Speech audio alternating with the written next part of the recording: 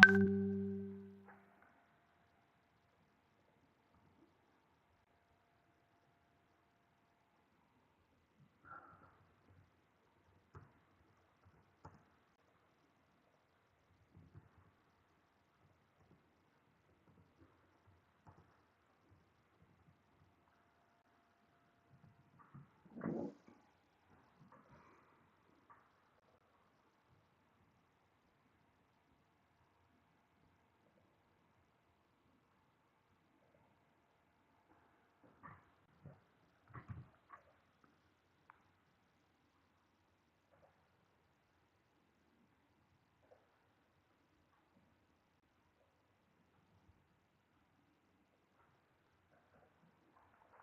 evening, Asma. Can you hear me now?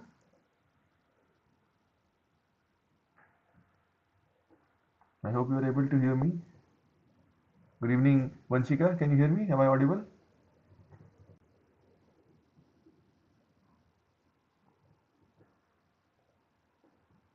Okay, good.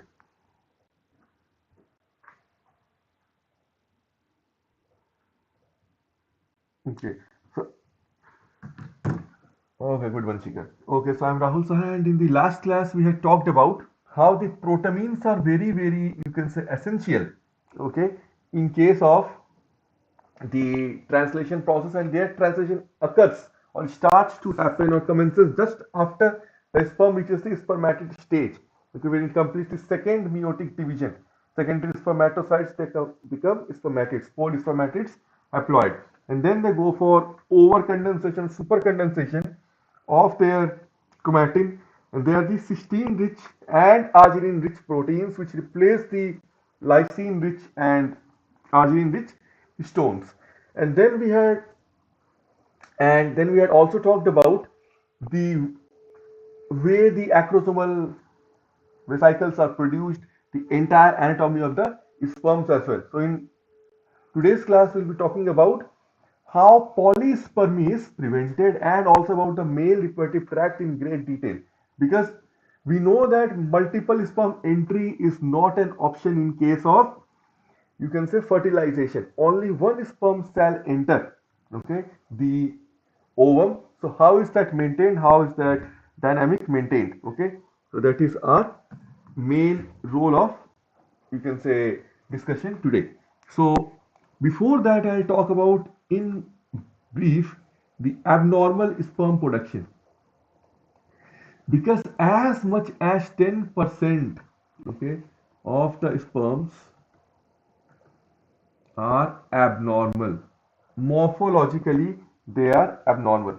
Like there is some kind of, you can say, morphological defect. The morphological defects could be, you can say, double head or double tail or defective flagella, okay, or you can say double tail or defective flagella, or it could be, you can say, variability in the head size. So the most common type of sperm abnormality which is asked in the competitive exam is only one type, known as globozoospermia. Okay, globozoospermia. In this case, it is characterized by,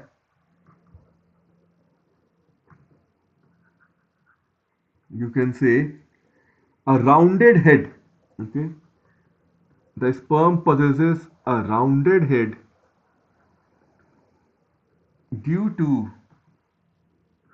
malformation or, you can say, absence, a total absence of the acrosome. So it cannot be causing the acrosomal reaction, and thus it cannot fertilize. So the fertilization is very, very unlikely if this kind of sperms are present. Okay, and if any case, in case of any person, in any male, the sperm quantity, the defective sperm quantity is more than 20%, then it really adversely affects the fertility in those males, right? That can also be the case. So, good evening, Aman. So, in the end, now we'll be talking about a very important phenomenon known as prevention of polyspermy. Okay, prevention of polyspermy. Now, how is polyspermy prevented? So, the thing is, we have two steps. We have slow block to polyspermy, and then we have, you can say, fast block to polyspermy also. Okay, so the thing is, first, let's talk about the fast block to polyspermy. So, what happens is the most straightforward way to prevent, you can say, the union of more than two haploid nuclei is to prevent more than one sperm from entering the egg. That is the most prudent, most wise way. Okay, so fast block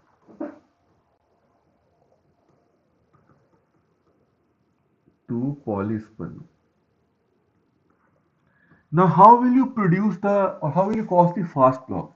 Now, the fast block means this block happens within milliseconds of the entry of the first sperm. And then after few seconds, the slow block happens. So that slow block is a permanent block. Fast block is you need to stop other sperms at that millisecond time frame to enter. And to make the block complete, to make it, you can say, impervious layer, then the slow block or the permanent block would set in. But first you have to make sure as soon as the first one gets in, you can just try to shut the door as quickly as possible so that the other intruders don't come in, and the fast block is like, then you can call the guards, the commandos, or whatever. They'll take a few minutes to come in this case a few seconds to come in, and then completely seal your house entrance. Okay, that is kind of, you can say, slow block or the permanent block. But if you directly wait for the slow block, which may require few seconds to occur, more than, you can say, 10 20 sperms may enter, and that will be kind of catastrophic, right? You will have so many ploidy. Okay, the polyploidy stage, like which is seen in the plants, will be seen in the human, that each sperm is one haploid set of chromosome. It contains one haploid set of chromosome, so it will keep on increasing that haploid set every time. So the fast block to polyspermy is achieved by a change in the electric potential of the egg cell. Change in the electric potential of the egg cell.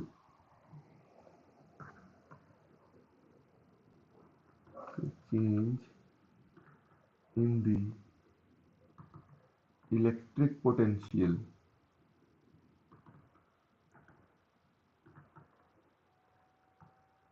of the egg cell. Okay.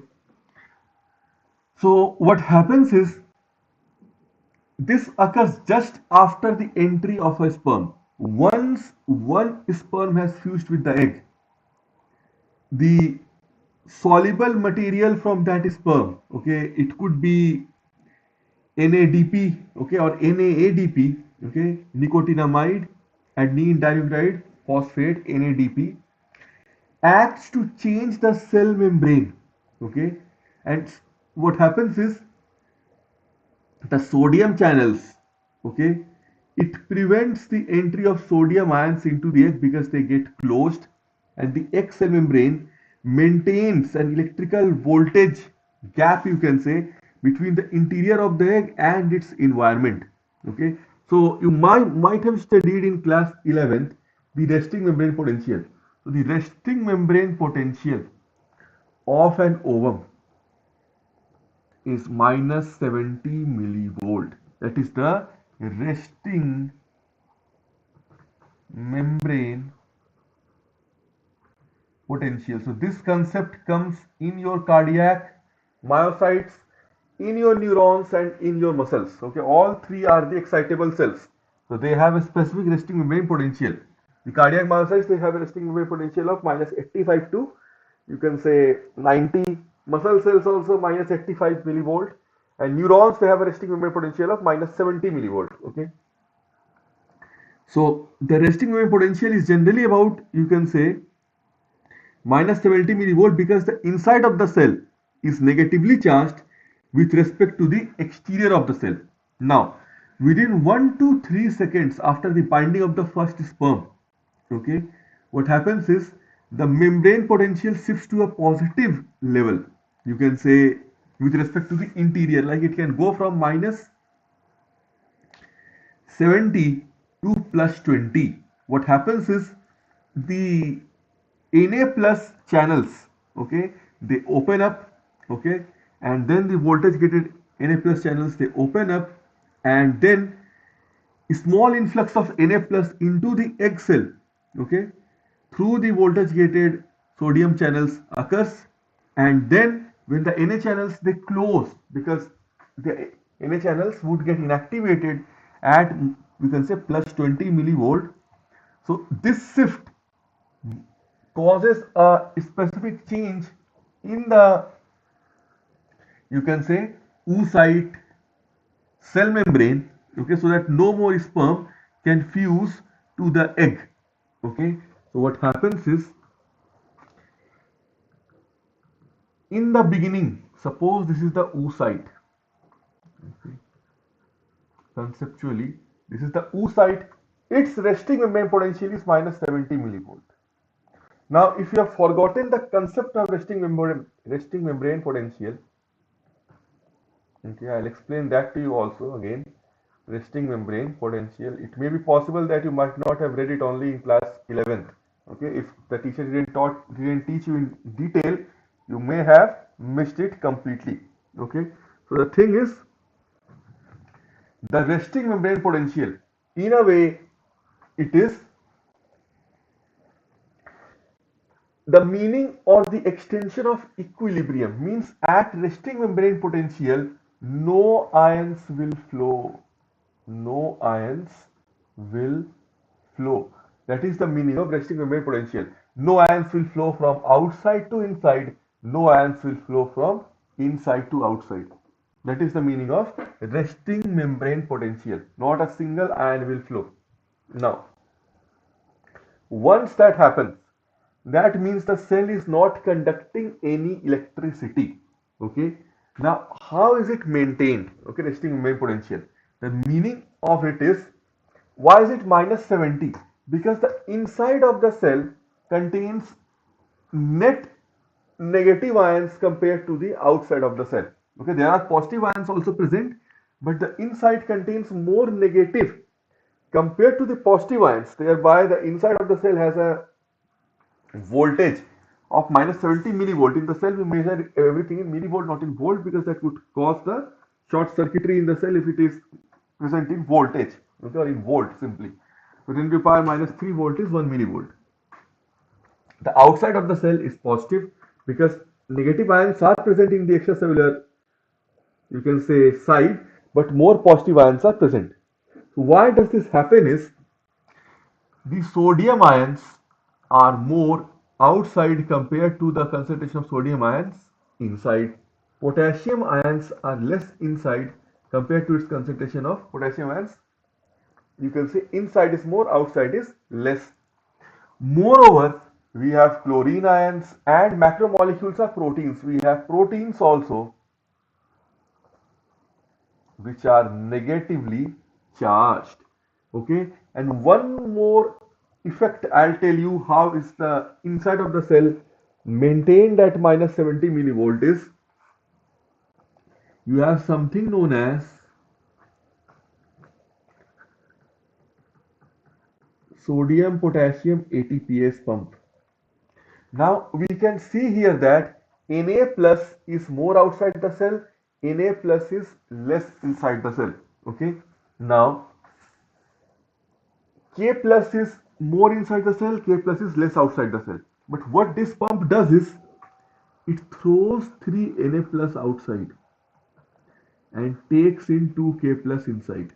So you can directly observe that this is happening against the concentration gradient. Okay, this is happening against the concentration gradient or not, right?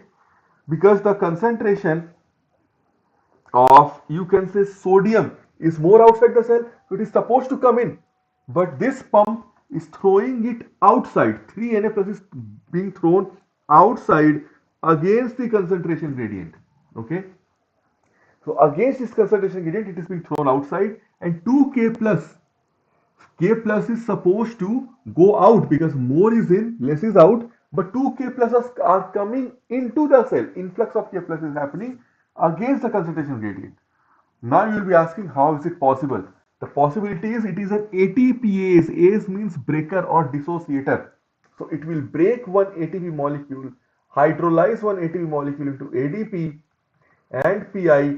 Gamma phosphate bond will be broken, one phosphate is released, and that bond dissociation energy will be a high energy, which is also responsible for sustaining our life. In this case, that energy causes the, you can say, opposite directional against the concentration gradient transport, because you are going against the gradient, means you are climbing these stairs, you are going up the slope. Okay, so what is happening is you are practically going against the tide, so you need more energy. So that energy is provided by ATP. Okay, and till you come to minus 70. Okay, so minus 70 is the resting movement potential. Okay, now the question arises, which is a very basic neurology or cardiology, or you can say muscle action potential. This is a class 11th, you can say, concept, but again I'm saying you might not have read it because they just skim through, and these topics directly are asked in NEET examination. So the thing is, why is minus 70 important is, the thing is, if you look at the potassium gradient, okay, potassium ion gradient only. So just if you see the electrochemical gradient of potassium ion, okay, electrochemical means electrical plus chemical gradient. Okay, so in an O site, if you see electrochemical gradient of potassium ion, what will you see is, you can directly see potassium, okay, is more inside the cell, less outside the cell. So you must be thinking that through the potassium channels, because potassium, sodium, they cannot directly go through the plasma membrane, because the plasma membrane is a lipid bilayer. It is non-polar. You cannot pass polar to non-polar. So they'll have a protein channel, which are specific gates through which potassium ion, specific channels for specific ions, will pass through. So you will think that potassium will just be able to cross it like this, but no. Let's talk about the first, the electrical gradient. Okay, the thing is, potassium is attracted by negatively charged protein, and it will be repelled by plus potassium, and a lot of sodium is there, okay, outside. So lot of potassium, less potassium, a lot of sodium. What does it mean? You have a lot of positive charges outside, and potassium is itself a positive ion, so it will be repelled, okay, and it will be attracted inside. So electrically, its gradient is not letting it to come outside, but chemically, okay, since it is more here, less here, so it will try to equilibrate its concentration by coming out. So its chemical gradient will be, you can say, vectorially much more dominant, okay, compared to its electrical gradient. So net will be the efflux. If you just subtract this electrical gradient from this chemical gradient, you may get this arrow, okay, that is the electrochemical gradient, and it will lead to efflux of, you can say, potassium ion. Okay, and if we think, okay, if we just think for a moment that all, the entire cell membrane is only permeable to potassium, okay, and impermeable to all other ions. Just imagine, okay, just so assume that only the cell membrane is permeable to potassium and impermeable to all other ions.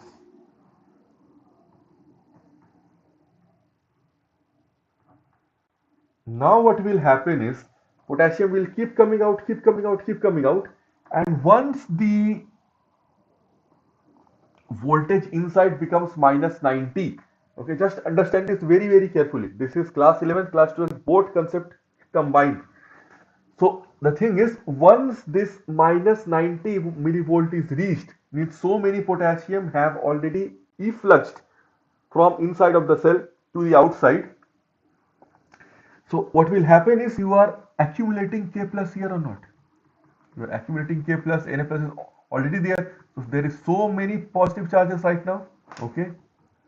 So in the end, the electrical gradient will become so overwhelming that no more potassium can come out even further, because electrical gradient means you are increasing positivity. Now when the next potassium comes in, it will be repelled even more, because plus plus like will repel. So in the end, the electrical gradient, okay, will become so overwhelming like this, just opposite of this one. You can say that it will stop any further, you can say, efflux. That is the new electrical gradient at minus 90 millivolt. Now what does this mean? Now this means that potassium ion is not able to go out. So no ion is coming in, no ion is going out. This means that you have reached a stage of equilibrium. But the resting membrane potential is not minus 90, it is minus 70. Why? Because what you have is you have leak channels. So sodium leak channels are much lesser, okay, by which ions can enter. This is sodium leak channels through which ions will enter, because sodium is much more inside compared to outside, okay. But potassium leak channels are 75 times more, okay, expressed on the cell surface, by which this is the efflux is happening. So but still sodium leak channels are there, so they will keep on coming little bit by bit, so it will decrease the negativity. So in the end, the scientists have found out experimentally that the resting membrane potential at which no ion goes in or goes out for an oocyte is also minus 70 millivolt. Okay, so very close to the resting membrane potential of the solitary sodium ion. So this is the concept of resting membrane potential. Now what happens is, as soon as the sperm enters, as soon as the sperm enters, so I'll draw it again. As soon as the sperm enters the oocyte, the sperm has just entered the oocyte, the voltage gated sodium ion channels will open up. Depending on the voltage, they'll open up and they will let sodium to come in, because sodium is less inside, sodium is more outside. So they'll directly come via the concentration gradient. No need to let's say dissociate ATP. With voltage gated ion channels, they open up, sodium starts coming in. When sodium will start coming in, what will happen? It is already minus 70. You're putting in more and more and more and more positive. So in the end, positivity is increasing, so negativity will keep on decreasing, and in the end you will flip it. It will become plus 20 millivolt. In the end, it will become plus 20 millivolts. So if you draw a graph like this, it will be much easier to understand via a graph. Okay, so if you have a time axis here, x millivolt, okay, y-axis origin 0. So suppose this is minus 70, okay, this is 0, this is plus 20, okay.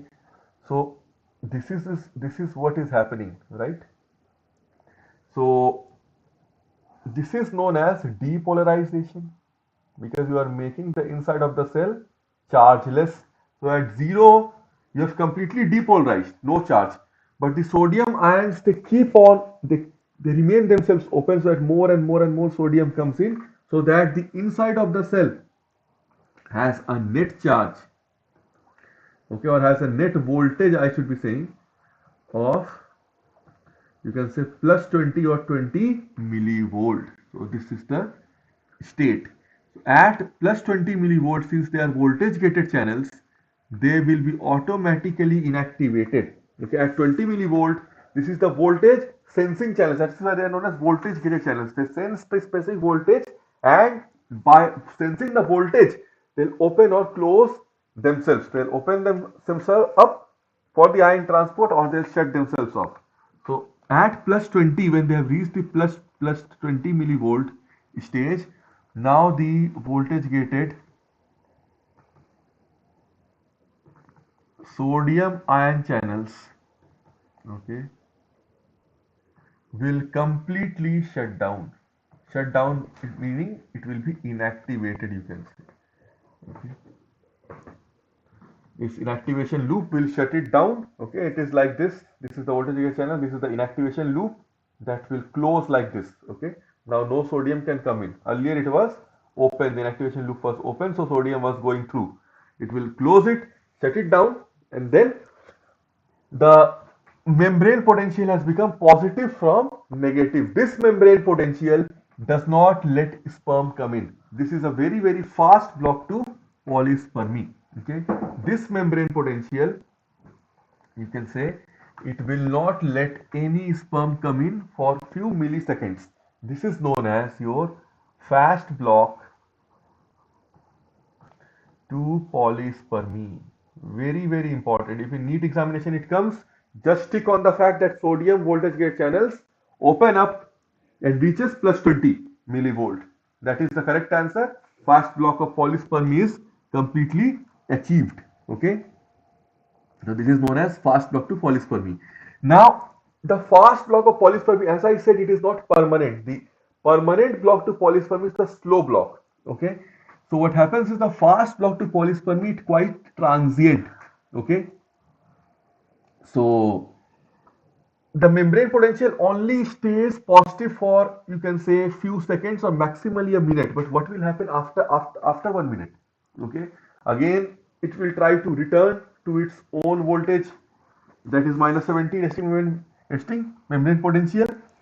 So that time what happens? There are specific cortical granules which are present. Okay, they are burst. Okay, cortical granules, they burst and they form the bursting of the cortical granule. Okay, it bursts and proteins like hyalin comes out. Okay, so the hyalin will surround the egg completely and will make the outside of the egg a very tough layer so that it cannot penetrate. Okay, so you have millions of cortical granules. Just I'll draw it for you for clear cut understanding. This is the egg, right? So now we have millions of cortical granules here. They contain multiple proteins including hyalin. When they fuse with it, okay, the fusion of the cortical granules, they release their component. One of the proteins is hyalin. This hyalin will surround this or coat this egg surface. It is a very, very tough layer, okay, which is impenetrable by the sperm. Now this acrosomal reaction, even the enzymes, they cannot degrade the hyalin. Okay, so sperm now cannot enter. Okay, sperm now cannot enter. So this is known as the slow block to polyspermy. So there is a mechanism pertaining to this also. I'll explain that to you in very short. Okay, so the mechanism representing the cortical granule reaction. Okay, what happens is the calcium is very, very important. Okay, calcium ion release is very, very important. This question is even in the NCRT exemplar, that so if you solve a NCRT exemplar, because people they ignore the exemplar series, they think that there is no need. So there is a question regarding slow block to polyspermy and role of calcium ions. Okay, but it has not been described in NCRT in detail. So the thing is, the slow block to polyspermy.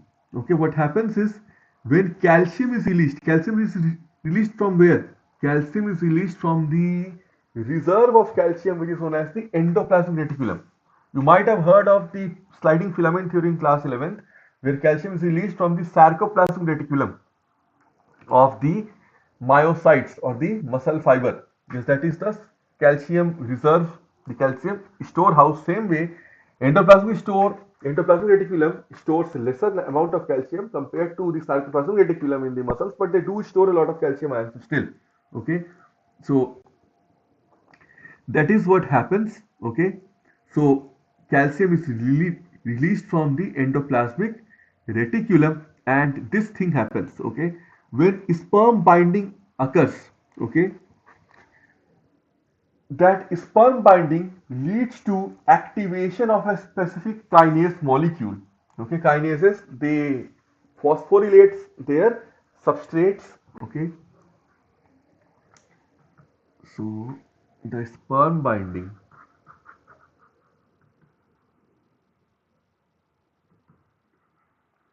stimulates, okay, a kinase molecule or a kinase enzyme, I can say. Okay. So kinases are what? Kinases are the enzymes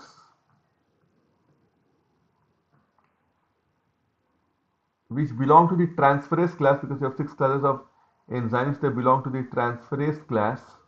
Okay, what they do is they cause the hydrolysis of ATP, okay, to ADP and PI, and will transfer this phosphate to any their substrate, and that substrate will be phosphorylated at one of the amino acids. Suppose at 105th amino acid there is the presence of an amino acid tyrosine that has been phosphorylated. That is what the kinases do.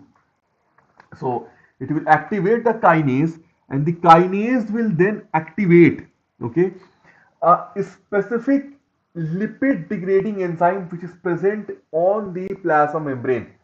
Okay, because plasma membranes are made up of phospholipids. In class 11 you might have read about phosphatidylcholine, phosphatidylserine, phosphatidylethanolamine, phosphatidylinositol. So these are the you can say phospholipids present on the plasma membrane of the eukaryotes. Okay, same phospholipids would be present on the egg plasma membrane. So it activates a lipase. So since it's a phospholipid, so it will be known as phospholipase. Okay. So phospholipase C it is known as. It will activate phospholipase C. Okay. This phospholipase C, okay, will break down a molecule. Okay. So that molecule's name is PIP2. Okay, no need to remember the molecule's name. Okay, I'll just write it down for your knowledge, but there is no need to remember it.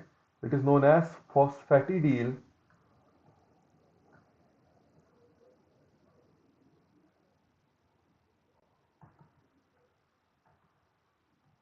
inositol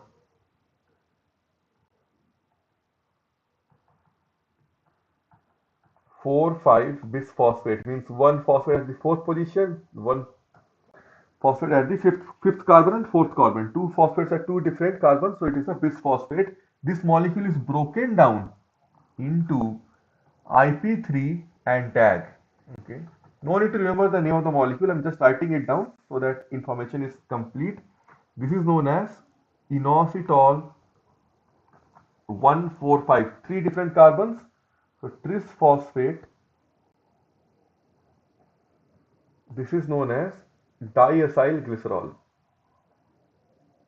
Okay, that is known as DAG. Diacyl glycerol. Now what happens is, this is what happens. Okay, so directly this IP3 will do what? This will go and bind to endoplasmic reticulum. So you need to know what is IP3. Okay, this is simply known as IP3 in NEET examination. Just remember IP3, this goes and binds to endoplasmic reticulum. Okay, and will activate the receptor which will release calcium ions and will cause calcium ion release from the ER. And once calcium ions are released, okay, those calcium ions will be causing, okay, degradation of various cyclins. Okay, cyclins you might have read in the cell cycle chapter in class 11. That's why they say studying class 11 is very, very important. So the cyclin levels they fluctuate and the CDK levels stay constant in the cell cycle.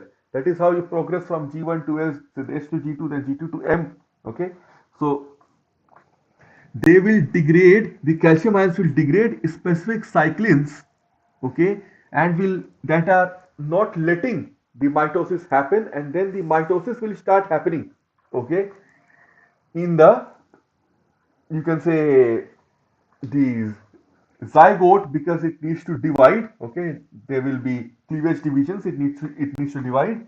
So the calcium ions would inhibit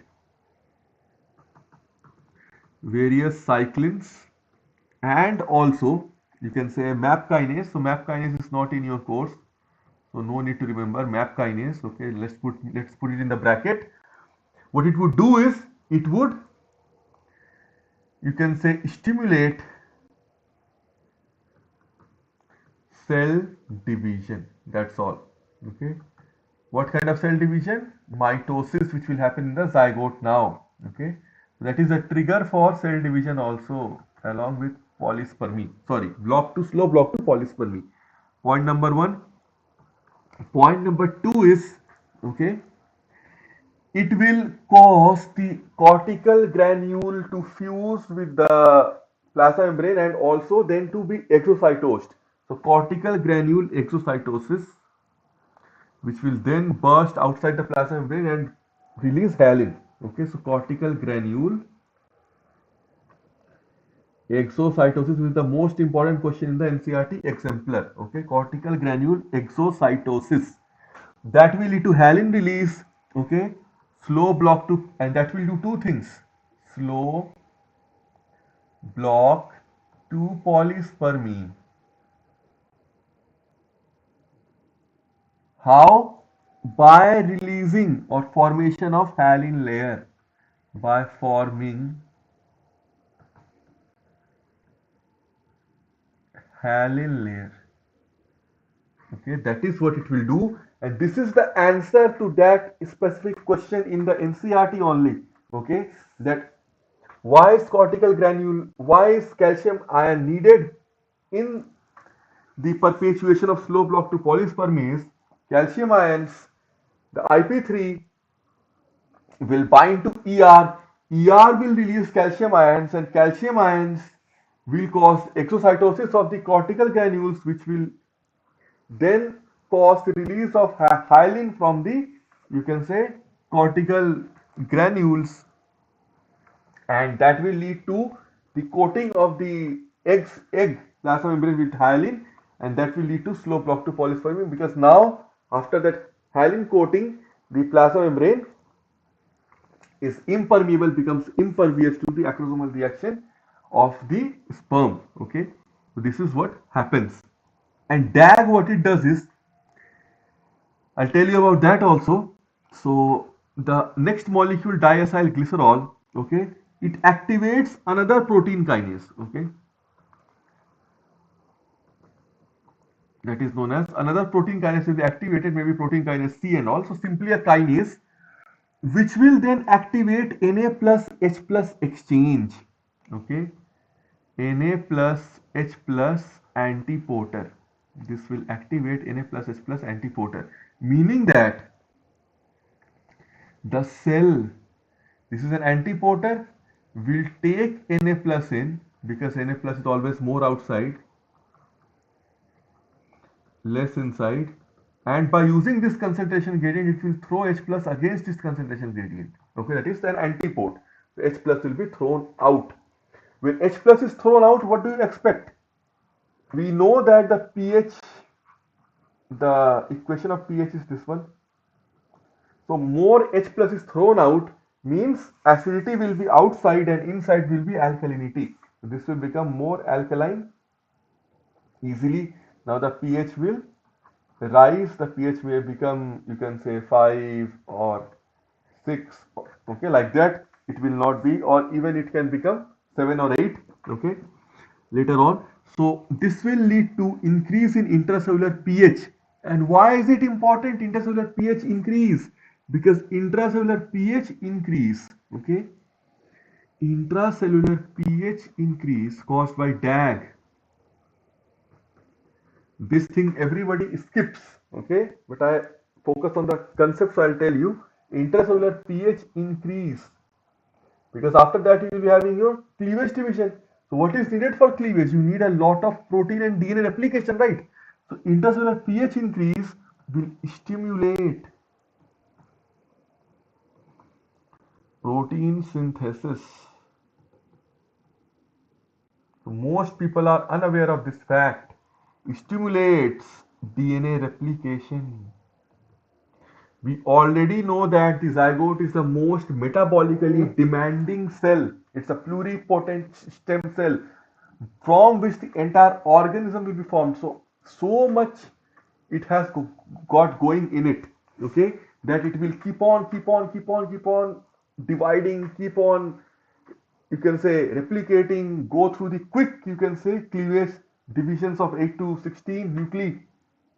So what it needs the trigger, it needs the activation to go through the process, and that activation will be provided by the Na plus H plus antiporter. H plus is thrown out and intercellular pH is reversed and it becomes completely alkaline.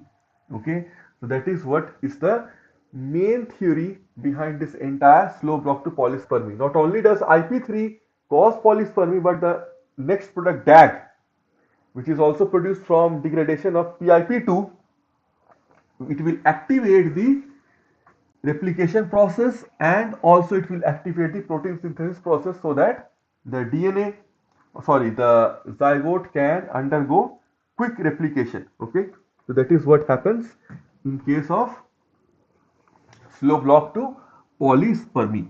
Okay, so this is how your slow block to polyspermy is done. Now after this, you can think of,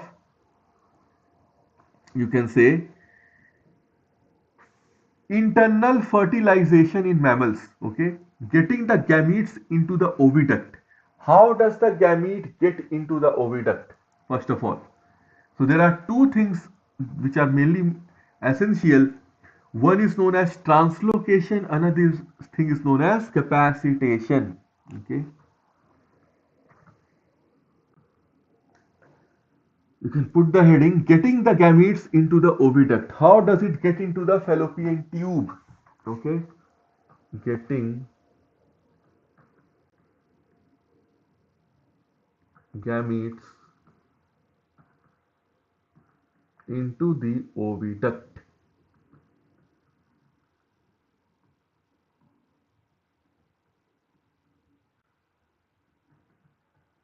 Okay, so it has translocation mechanism and capacitation mechanism. How do both these processes happen? Okay, now the female reproductive tract is not a passive conduit through which sperm will race along, right?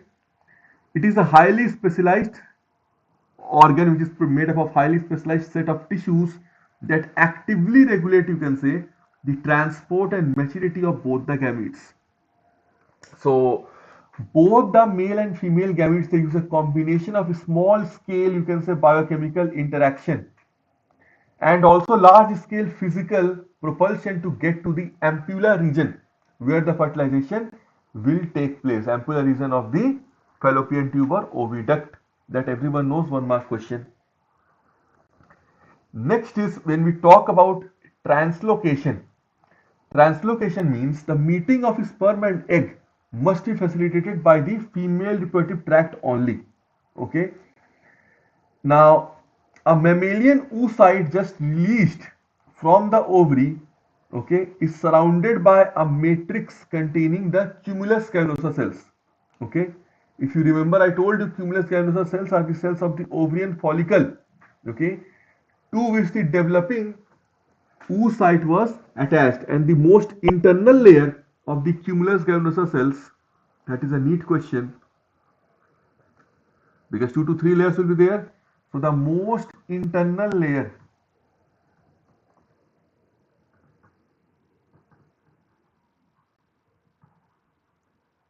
of the cumulus granulosa cells is known as corona radiata.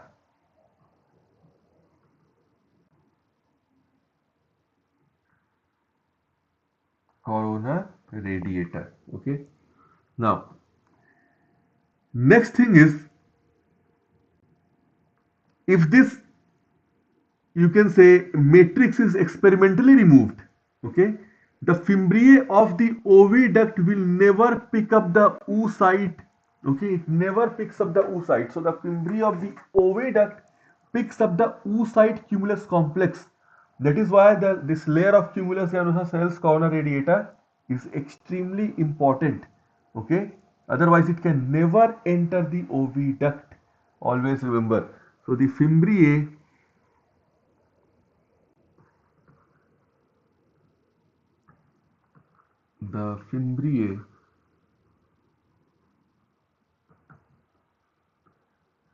of the,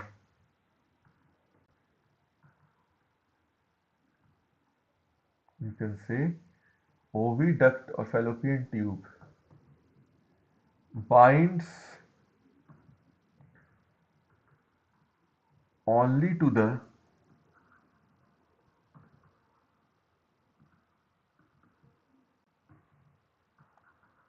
oocyte cumulus cell complex, but not to the oocyte alone. Very, very important. Not to the oocyte alone. It never binds to the oocyte alone. If the cell layer is not present in another cell layer, then it will never pick up the oocyte, and the entire ovulation process will become an utter waste. Okay.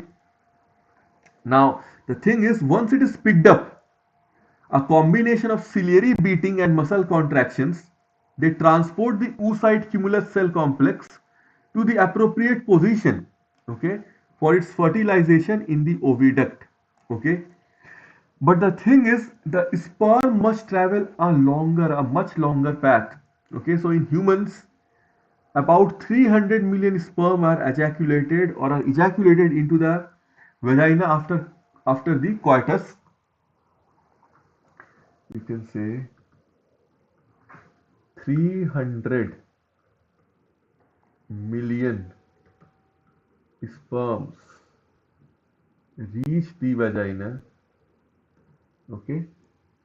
So after that, what happens is only 1 million, okay, but only one, you can say, in a million will enter the fallopian tube. Okay, only one in a million enters the fallopian tube. Okay, so the translocation of sperm from the vagina to the oviduct is a very, very tedious process and involves, you can say, several mechanisms. Number one is sperm. Let's talk about sperm motility. Okay. So motility, that is known as the flagellar action, that I told you the sperms now swim, they do not. You can say they will rotate, okay, rather than they are really swimming. Okay, they will rotate. Sperms, they rotate, not swim. So that is the latest research. But when we talk about sperm motility,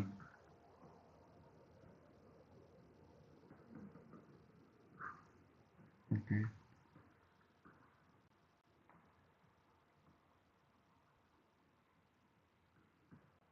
sperm motility. So what happens is the flagellar action is, you can say, probably important in getting sperm through the cervical mucus and into the uterus. But what happens is sperm can also form aggregate where the combined proportion of flagella, they make the sperm faster. Okay, so this strategy, you can say, probably evolved for competition between males, you can say. So they make an aggregate, and that aggregate will, their flagella will twist together and they will tumble together. So that is known as sperm motility. Number two is, you can say, uterine muscle uterine muscle contractions.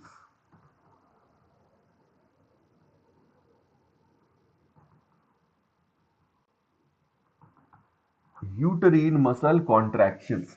Now, sperm are found in the oviducts, okay, of mice, you can say guinea pigs, cows, and humans within 30 minutes of sperm deposition in the vagina, okay, which is a time that is too short to have been attained by even the most, you can say, Olympian sperm, you can say, relying on their own flagellar power, means as fast as they can swim, they cannot reach, you can say, the oviduct or the fallopian tube within 30 minutes. So only 30 minutes are required to reach the, you can say, fallopian tube, to reach the fallopian tube from the vagina in mice, humans, etc. Right, humans,